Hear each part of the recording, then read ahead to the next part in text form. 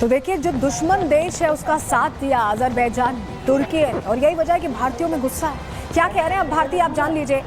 भारतीय travel companies ने विरोध शुरू कर दिया इन देशों का।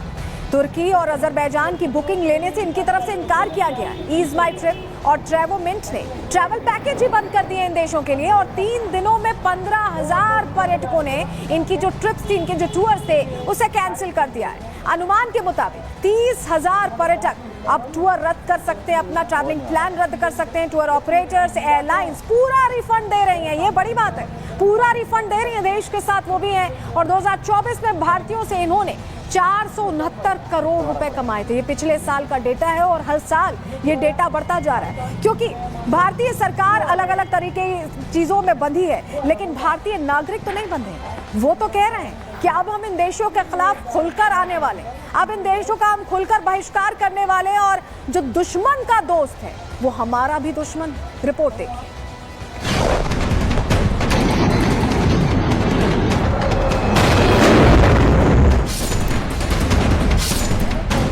तुर्की की गद्दारी बेनकाब, भारत जल्द करेगा हिसाब।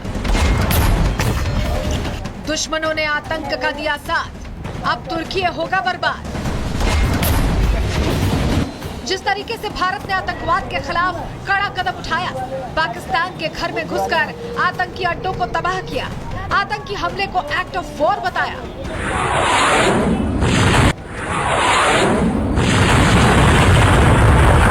लेकिन दुनिया में कुछ ऐसे देश भी हैं जिन्हें आतंकवाद पसंद, जो आतंकवाद को जिंदा रखना चाहते हैं, आतंक के खिलाफ जारी लड़ाई को कमजोर करना चाहते हैं, और उन देशों का नाम है तुर्की और अजरबैजान। 22 अप्रैल को पहलगाम में हुए आतंकी हमले का भारत ने बदला लिया। ऑपरेशन सिंदूर चलाकर आतंकियों को मिट्टी में मिला दिया, लेकिन आतंक के खिलाफ इस लड़ाई में तुर्की और अजरबैजान ने पाकिस्तान का साथ दिया। लेकिन ये नया भारत है जो अपने दुश्मनों को मुंह तोड़ जवाब देना जानता है। ये एकता ही है, भारत की एकता ही है। आपने देखा होगा वहां से एप्पल आया करता था तुर्की से, उसको हमारे भारतीयों ने नकार दिया।